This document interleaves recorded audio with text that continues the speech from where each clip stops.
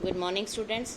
Today I am going to continue my lecture for +1 Political Science, and the name of the chapter is Constitution as a Living Document. Topic is why have there been so many amendments? इतने सारे amendments हमारे constitution में जो provision दी गई थी वो क्यों किए गए? 26 जनवरी 2006 constitution of India completed 56 year of existence. 2006 में इसको 56 ईयर हो गए. इन 56 years में इसमें 93 टाइम्स जो हैं अमेंडमेंट की गई. Given the relatively difficult method of amending the constitution, number of amendments जो हैं appears quite high. Let us first look at the brief history of amendments. कुछ इंफॉर्मेशंस हैं जो 2 डिफरेंट वेज में रिप्रेजेंट की गई हैं. ग्राफ बनाया गया है जिसके बारे में मैं आपको दिखाऊंगी. Look at this graph. Graph 1 amendment per decade. Graph 2 years taken for every 10 amendments. इसमें ये बताया गया है कि जो फर्स्ट ग्राफ है वो डिपिक्ट्स करता है कि number of constitution amendments made every 10 years. ये बार इंडिकेट करते हैं कि number of amendment in that period. Second graph हमें डिपिक्ट करता है the time taken for every 10 amendment. ये बार डिपिक्ट्स कर रहा है कि years टेकन फॉर 10 अमेंडमेंट्स. ठीक है.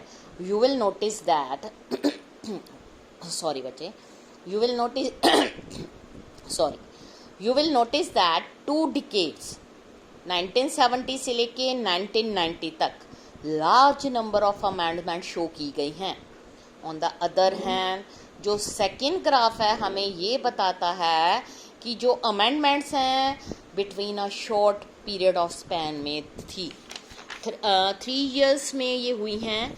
1974, 1976 एंड अगेन अगले 3 years में फ्रॉम 2001 से 2003 10 अमेंडमेंट जो हुई थी. अगर हम political history of our country की देखें जो ये 2 periods हैं वो बिल्कुल डिफरेंट हैं. First was period of Congress domination. Congress party had a vast majority in the parliament. इसकी 352 सीट्स थी लोकसभा में and majority in most state assemblies में. ऑन द अदर हैंड जो पीरियड है 2001 से लेके 2003 तक ये पीरियड है कोalition politics. It was a period when different parties were in power. ठीक है. ये डिफरेंट स्टेट में थी. Bitter rivalry between the BJP it's opponents is another feature of this period. ये जो period है saw as many as 10 amendment in just 3 years. So the incidence of amendment is not dependent merely on the nature of majority of ruling party. There is always a criticism about the number of amendment. ये कहा जाता है there have been for 100 many amendments to the Constitution of India. On the face of it, the fact that 93 amendment जो हैं 55 years में हुए. ठीक है. ऑड लग रहा है बट 2 ग्राफ जो हमने ऊपर आपको बताया है amendments are not due to political considerations. Bearing the first decay after the commencement of constitution, every decay जो है witness a steady stream of amendments. ठीक है. It means irrespective of nature of politics, party in power, amendment जो हैं made from time to time होती हैं. Contents of amendment made so far. Amendment जो अभी तक हो चुकी हैं उनको 3 groups में divide किया गया है.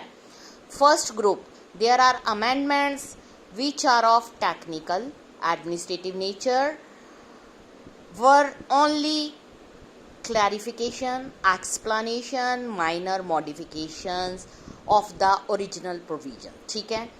They are amendments only in the legal sense. But अगर हम matter देखें, they made no substantial difference to the provisions. ये ट्रू है कि अमेंडमेंट जो है increase the age of retirement of high court जज फ्रॉम 60 to 62 ईयर्स। ठीक है। 15th amendment, similarly salaries of जजेस of high court, supreme court वो इंक्रीज कर दी गई थी अमेंडमेंट 55 में। अगर हम एक और एग्जांपल लें, प्रोविजंस रिगार्डिंग रिजर्व सीट जो है लेजिस्लेचर में शेड्यूल कास्ट शेड्यूल ट्राइब के लिए, ओरिजिनल प्रोविजन में ये कहा गया है कि रिजर्वेशन जो होती हैं वो 10 ईयर्स के लिए होती हैं, लेकिन in order to ensure fair representation of the section ये ज़रूरी है कि 10 ईयर्स का पीरियड को एक्सटेंड कर दिया जाए। आफ्टर एवरी 10 ईयर्स अमेंडमेंट में होती थी to extend the period by another 10 years, जिससे क्या हुआ 5 अमेंडमेंट अब तक हो चुकी हैं। बट जो ये अमेंडमेंट हैं वो ओरिजिनल प्रोविजंस में कोई डिफरेंस शो नहीं करती, इसलिए ये सिर्फ टेक्निकल अमेंडमेंट्स हैं। उसके बाद आ जाओ कि हमने रोल ऑफ प्रेसिडेंट के बारे में अब पिछले चैप्टर में पढ़ा था। ओरिजिनल कॉन्स्टिट्यूशन में ये अज्यूम किया गया था कि जो हमारा पार्लियामेंट्री गवर्नमेंट है, जो प्रेसिडेंट हैं would normally abide by the advice of council of minister. This was only reiterated by a later amendment. ठीक है, वो अमेंडमेंट था आर्टिकल 74(1), जिसमें ये क्लैरिफाई किया गया था कि जो advice of council of minister है will be binding on the president. जो president shall act in accordance with the advice of council of minister. In reality में अगर हम बात करें, जो अमेंडमेंट हैं did not make any difference, because that is exactly what has been happening all through. इसलिए amendment जो है was only by way of explanation. Next है differing interpretations. Number of amendment जो हैं वो प्रोडक्ट होते हैं difference interpretation of the constitution by the judiciary and government. जब क्लैश होता है, पार्लियामेंट जो है कुछ अमेंडमेंट्स को इंसर्ट करती है under the guidelines of or interpretation as the authentic one.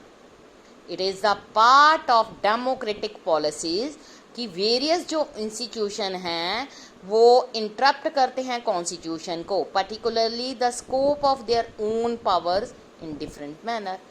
काफ़ी टाइम में पार्लियामेंट जो है वो जुडिशियल इंटरप्रिटेशन से सेटिस्फाइड नहीं था, इसलिए कॉन्स्टिट्यूशन में अमेंडमेंट की ज़रूरत थी।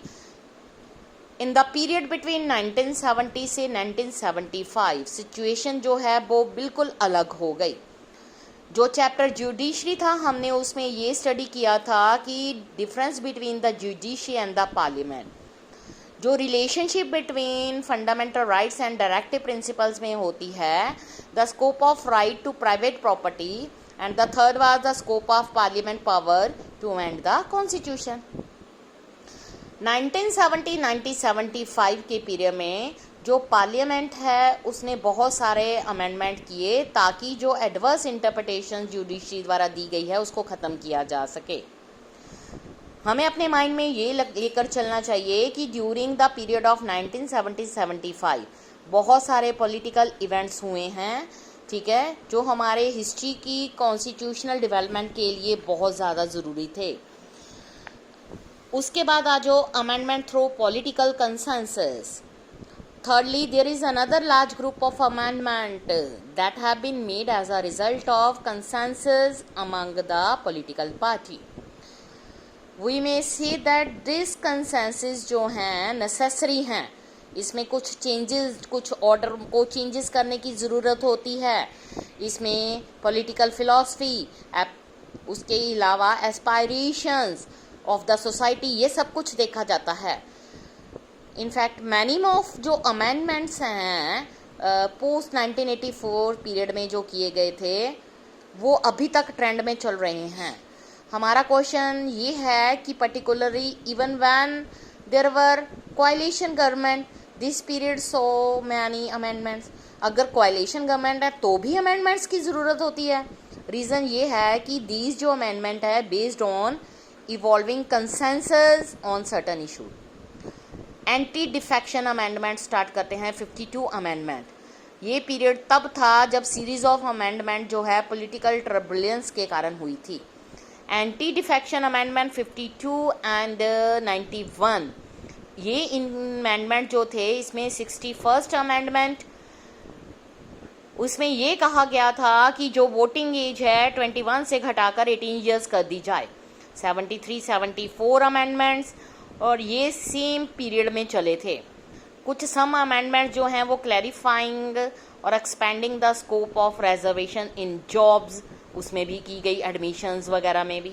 1992 एंड 93 में ओवरऑल कंसेंसस जो था कंट्री में वो था मयर्स, ठीक है। अमेंडमेंट जो हैं ये मयर्स जो हैं पास किए गए, डिफ़िकल्टी नहीं आई थी इसको पास करने में। 77th, 81, 82nd amendment. अब हम नेक्स्ट करेंगे कंट्रोवर्शियल इशू अमेंडमेंट्स, वो हम अपने कल के लेक्चर में करेंगे। Thank you students.